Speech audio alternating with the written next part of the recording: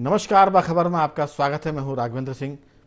आज हम बात करेंगे बाखबर में मध्य प्रदेश में मोहन यादव की सरकार को दूसरा दिन है आज, और दूसरे दिन एक्शन में लगातार दिखना शुरू हो गया। और आज एक्शन की वजह ये कि 5 दिसंबर को जिन भाजपा कार्यकर्ताओं के तलवार से हाथ काटे जाने की बात आई थी, हथेली कट जाने की बात आई थी, उनके खिलाफ आज बुलडोजर का एक्शन हुआ है। और ये कह सकते हैं कि मोहन यादव का बुलडोजर रूप है जो योगी आदित्यनाथ ने शुरू किया था उत्तर प्रदेश में। हालांकि पहली बार में ये कहना अतिशयोक्ति हो सकती है कि ऐसा नहीं कि मध्य प्रदेश में बुलडोजर ना चले हों, शिवराज सिंह की सरकार में भी चले हैं बुलडोजर।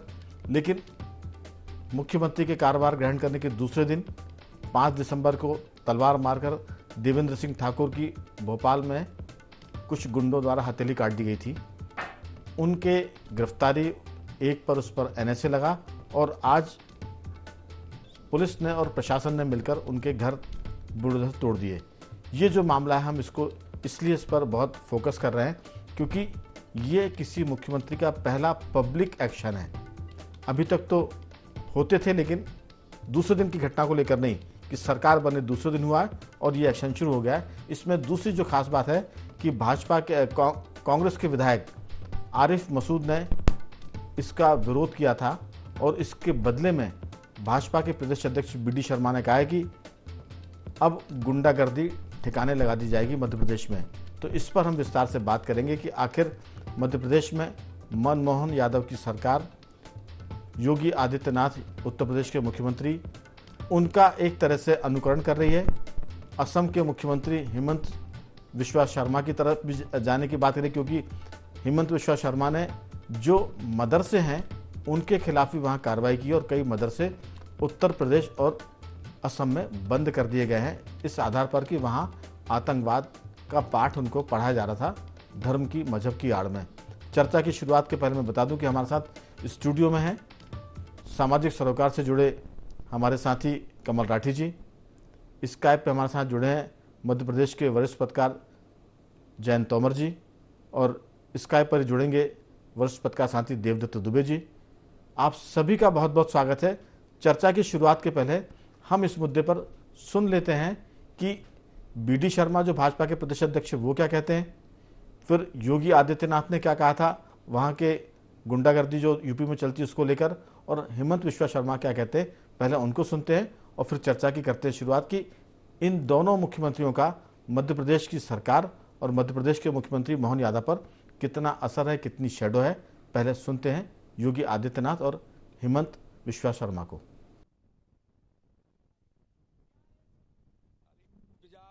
आरिफ मसूद जी, आपकी गुंडागर्दी को हम ठिकाने लगा देंगे। क्या यह सच नहीं कि जिस अतीक अहमद के खिलाफ पीड़ित परिवारों ने मुकदमा दर्ज कराया, उसके परिवार के खिलाफ, वह समाजवादी पार्टी के द्वारा पोषित माफिया है और उसकी कमर को तोड़ने का काम हमारी सरकार ने किया है।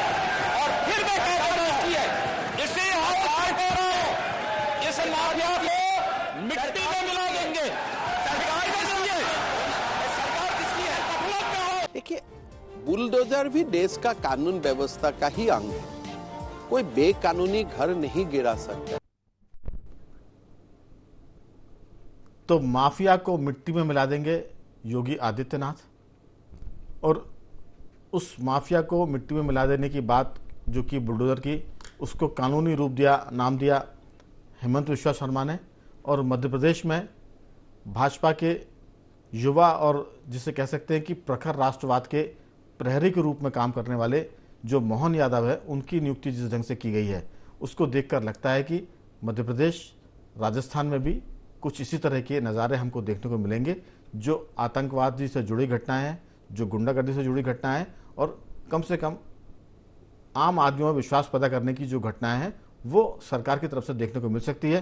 चर्चा की शुरुआत जयंत जी आपके साथ करना चाहते हैं, क्योंकि आप मध्य प्रदेश के उस इलाके से आते हैं जहां कभी बंदूक आतंक का पर्याय मानी जाती थी। अलग बात है कि पहले वो बागी उठाते थे और बाद में आए दिन हम सुनते रहते हैं कि कितनी घटना ऐसी होती है जो कभी परिवार की प्रतिष्ठा के नाम पर गोलियां चल जाती है, और वहाँ तो बंदूक को रखना एक तरह से सामाजिक प्रतिष्ठा का भी प्रश्न है। चंबल की बात करें, हम ग्वालियर की बात करें, तो मध्य प्रदेश में गुंडों में खौफ पैदा होना चाहिए कि नहीं, और सरकार जो काम कर रही है उससे कितना गुंडा डरेंगे और कितने नहीं डरेंगे, इस पर आपकी टिप्पणी। जी राघवेंद्र जी, बिल्कुल ठीक सवाल है कि भारतीय जनता पार्टी की सरकार बनने के बाद मुख्यमंत्री डॉक्टर मोहन यादव की अगुवाई में जो फैसले लिए जा रहे हैं और सरकार जो फैसले ले रही है, तो निश्चित रूप से सरकार को ये पता होगा कि ये जो भी फैसले हैं इससे जनता में एक सकारात्मक संदेश जाएगा और संवैधानिक तरीके से है और संविधान के दायरे में रहकर ही वो निश्चित रूप से निर्णय ले रहे होंगे।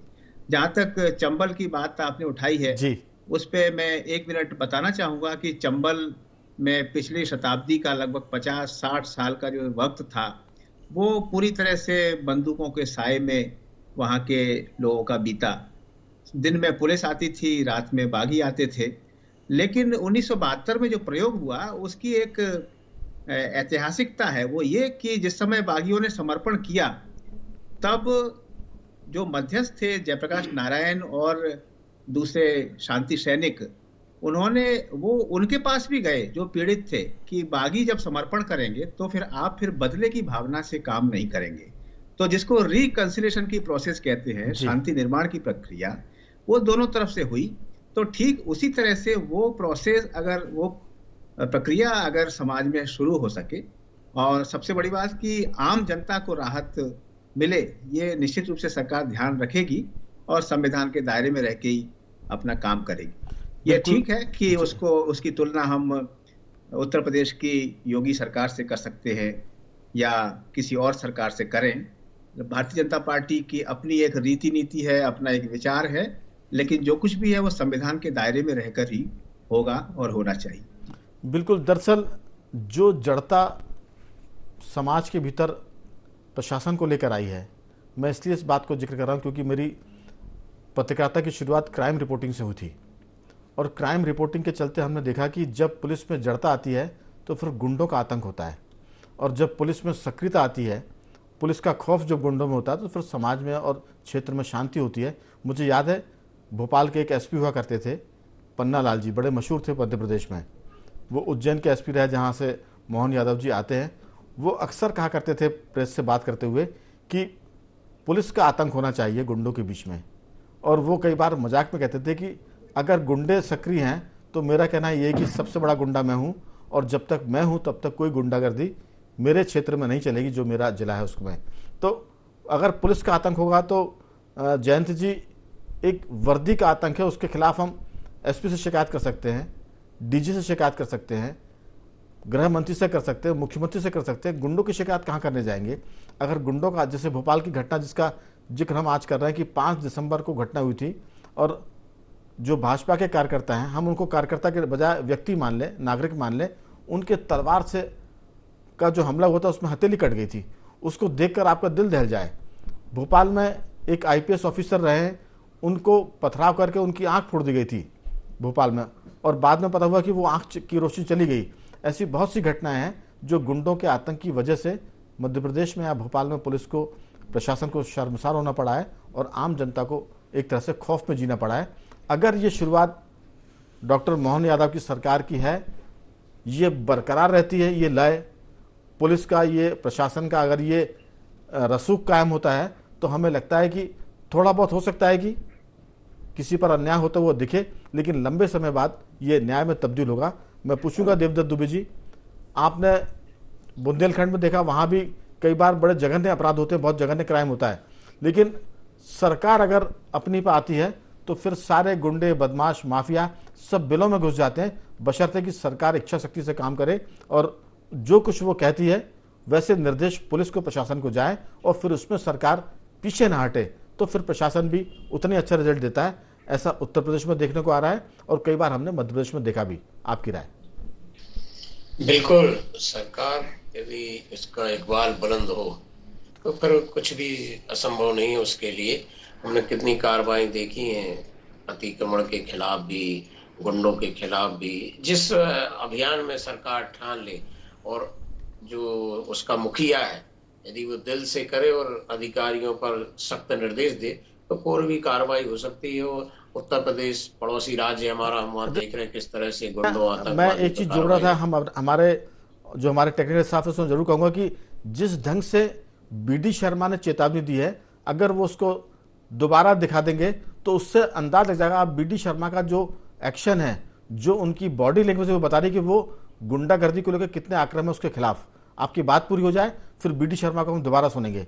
देवदत्त जी, इस समय मध्य प्रदेश में भाजपा सत्ता और संगठन में दोनों जो प्रमुख लोग हैं, बीडी शर्मा और मोहन यादव, दोनों जन संघ की पृष्ठभूमि से आते हैं, विद्यार्थी परिषद से जिनके आते हैं, और उनकी एक जो सोच है वो हमेशा से जिस दिशा में है, तो मुझे लगता है कि जो भी गुंडा या आतंकवाद होगा उसके लिए मुश्किलों भरे दिन मध्य प्रदेश में भी आ गए, उत्तर प्रदेश की तरह, क्योंकि अब लचीला रवैया नहीं होने वाला है, अब सख्त। जिस तरह से उन्होंने एक विधायक के लिए सीधे सीधे कहा कि आपकी गुंडागर्दी भी खत्म कर देंगे, उससे समझा जा सकता है कि आम आदमी तो अब जो छुरेबाजी या कोई छोटी मोटी घटना ये सब करने के पहले 10 बार सोचेगा जी। ये। और जो लोग शांति से अपना काम करेंगे उनके लिए कोई दिक्कत भी नहीं है, क्योंकि ये केवल गुंडों के खिलाफ कार्रवाई है, और हर आदमी जो शांति प्रिय आदमी वो चाहते हैं कि गुंडों के खिलाफ कार्रवाई हो। बस इसमें ये देखना पड़ेगा, कई बार मुखिया के निर्देशों का नीचे के अधिकारी दुरुपयोग करने लगते हैं, तो वो ना हो कि किसी को बेवजह परेशान किया जाए, इंटेंसली किया जाए, किसी छोटी शिकायत पर किया जाए। एक निष्पक्ष कार्रवाई हो तो मुझे लगता है उसको सभी सराहेंगे, क्योंकि कोई भी अराजकता, गुंडागर्दी कोई भी पसंद नहीं करता, और इस तरह की घटनाएं तो जब जहां जहां होती हैं वहां लोग ठीक से काम भी नहीं कर पाते हैं। बिल्कुल जी। दरअसल अभी सरकारों को या जो प्रशासन है उसको इस बात का एहतियात बरतना पड़ेगा कि उन पर भेदभाव के आरोप ना लगे, नहीं तो हम बहुत जल्द देखेंगे कि वो बीजेपी के था इसलिए छोड़ दिया गया, वो विपक्ष के थे इसलिए उन पर कार्रवाई हो गई, वो हिंदू थे इसलिए छोड़ दिया, वो मुसलमान थे इसलिए कार्रवाई हो गई।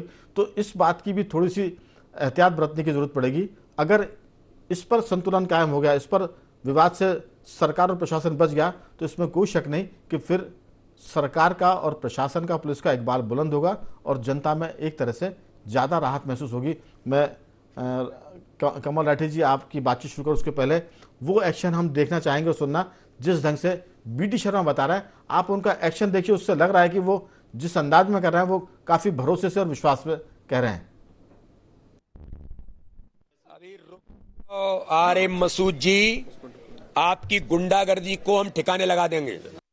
अभी रुक जाओ। अरे मसूद जी, आपकी गुंडागर्दी को हम ठिकाने लगा देंगे। तो ये जो अंदाज है ये बताता है कि अब गुंडागर्दी के मामले में पुलिस प्रशासन और सरकार बड़ी कठोरता से पेश आने वाली है।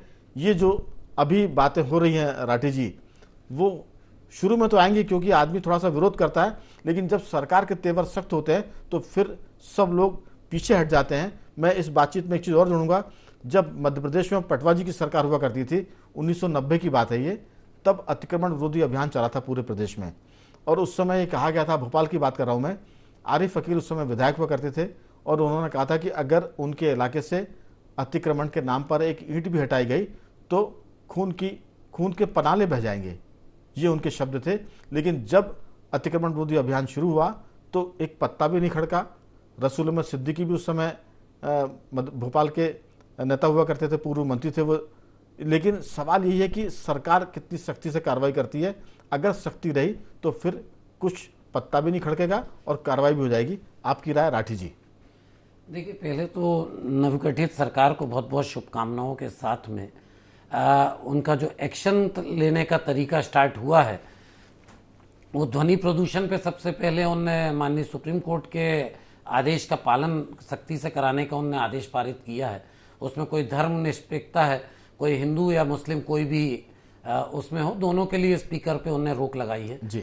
जो मांस और उसके दुकानों के लिए भी उनने लगाया है, वो भी बड़ा अच्छी बात है, और क्लियर कट आदेशों का पालन है माननीय न्यायालयों का। तो ये सब संवैधानिक है, इसमें असंवैधानिक कुछ भी नहीं है।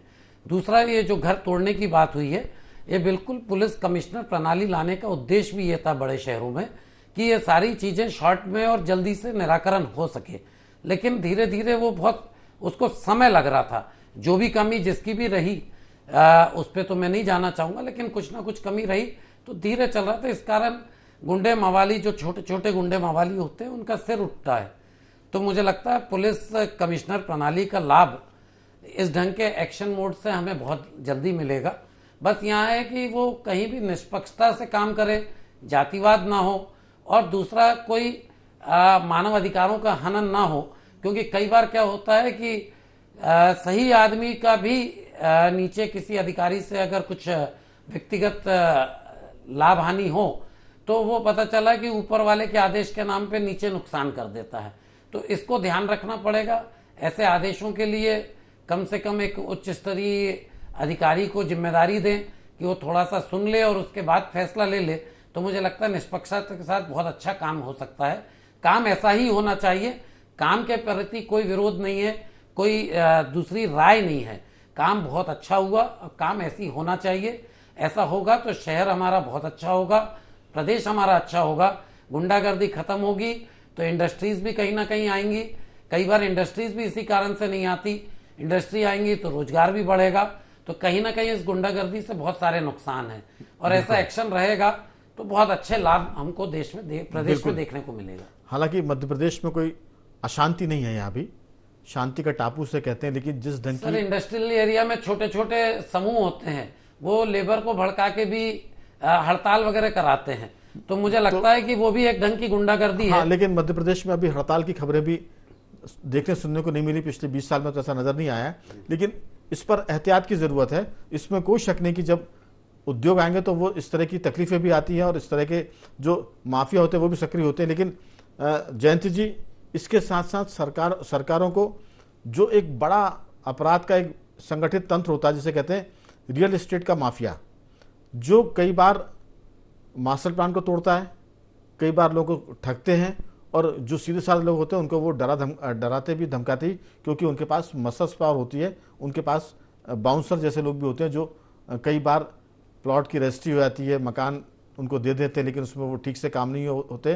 तो ऐसी बहुत सारी चीज़ें होंगी जो आगे जाके इस सरकार के लिए एक तरह से चुनौती तो मैं नहीं कहूँगा, लेकिन ये मुद्दे भी आएंगे कि रियल एस्टेट की जो गुंडागर्दी होती है, जिस तरह से प्लॉट में, इसके अलावा मास्टर प्लान को जो तोड़कर कई बार अतिक्रमण करते हैं, ये भी एक बड़ा मामला आएगा। क्योंकि मध्य प्रदेश के बहुत से शहर अतिक्रमण की चपेट में है, खासतौर से वो इलाके जो मुख्य बाजार में होते हैं, बेशकीमती जमीन होती है, ट्रैफिक उससे बर्बाद होता है और लोग गुंडागर्दी भी करते हैं। आपकी इसमें राय? जी राघवेंद्र जी, बिल्कुल ठीक बात है। रियल एस्टेट तो है ही, रियल एस्टेट के अलावा और भी बहुत से क्षेत्र हैं। मैं तो ये समझता हूं कि बहुत छोटा सा उदाहरण दूं कि मुरैना से लेके ग्वालियर से मुरैना तक अगर आप बस में जाएंगे तो आप घंटे भर चिल्लाते जाइए, कंडक्टर टिकट नहीं देगा। तो इस बात की शिकायत ट्रांसपोर्ट कमिश्नर तक से की गई है, लेकिन कोई कार्रवाई नहीं होती है, और ये सिलसिला मैं पिछले 20 साल से देख रहा हूं। और मैं आपको बताना चाहूंगा कि इस बीच में हम लोग तो अब थोड़ा उम्र दराज हो गए हैं और थोड़ा सा ठीक ठाक लोगों को लगता है शक्ल सूरत से, अन्यथा जिस तरह का व्यवहार बीच में होता है कि पता नहीं वो उसके साथ क्या अपमानजनक व्यवहार हो, बदसलूकी हो, भयभीत करने का। तो इस तरह से ये तरीका सभी जगह लगभग पिछले, मैं देखता हूं कि टेलीकॉम कंपनियों ने बीच में कुछ इस तरह के तरीके अख्तियार किए थे। एक भय रहित वातावरण समाज में होना चाहिए, और ये मैं मानता हूं कि पिछले कुछ समय में बड़े पैमाने पर ये भय मुक्त वातावरण बना है। ग्वालियर में चंबल की बंदूकों की और बागियों की बात अलग रखते हैं, ग्वालियर जैसे शहर में भी एक जमाने में एक से एक डॉन हुआ करते थे, तो अब कम से कम कोई डॉन कहीं नहीं है, इतना तो है। जबलपुर में अगर तेजाब जैसी घटनाएं होती थी, तेजाब फेंकने की, तो वो घटनाएं अब खत्म हुई है। तो इसको सकारात्मक ढंग से लिया जाना चाहिए, बिल्कुल। लेकिन कहीं भी भय किसी के मन में नहीं हो, और जो भी प्रतिक्रिया हो वो अहिंसात्मक हो। ये एक समाज में एक सुसंस्कृत वातावरण बनाने की बात है, और इसकी शुरुआत घर से लेके विद्यालय तक होती है। बिल्कुल। जो विद्यार्थी, जो नौजवान इन सीमाओं का अतिक्रमण करते हैं, उनको या तो समझाया जाए और अन्यथा कुछ दूसरा उपाय उसका निकाला जाए अहिंसक तरीके से, और ये वातावरण बनाने की बात है, ऐसा मुझे लगता है। बिल्कुल सीधी सी बात है। हमने चर्चा की शुरुआत की थी कि पुलिस की सक्रियता, उसका खौफ अगर होगा तो फिर गुंडे बदमाशों की जो सक्रियता वो घट जाएगी और आम आदमी थोड़ा सा अमन चैन में जिएगा। लेकिन हम कह सकते हैं कि शिवराज सिंह की जो सरकार रही थी वो बड़ी उदारवादी थी, उसने कई बार बातों से, समझाइश से चीज़ों को निपटाने की कोशिश की, उससे चीज़ें तो निपट गई, लेकिन गुंडे बदमाशों में जो खौफ यूपी में पैदा हुआ है, जो आजकल की घटना में अगर सरकार ने एक्शन लिया भोपाल में, उससे जो खौफ पैदा होगा, क्योंकि इसमें ज़रूरत है निरंतरता की, सरकार के एक्शन की ज़रूरत है कि ऐसा नहीं कि एक दिन एक्शन हुआ उसके बाद सरकार सो गई। अगर ये लगातार होगा तब गुंडे बदमाशों में खौफ होगा, क्योंकि गुंडे बदमाश भी इतने शातिर होते हैं कि वो समझते हैं कि अगर प्रशासन सक्रिय तो तब तक शांत हो जाओ, और जैसे उसमें ढीलापन आया तो वारदात करके भाग जाओ। ये स्थिति होती है, क्योंकि वो मामला होता है चोर सिपाही वाला।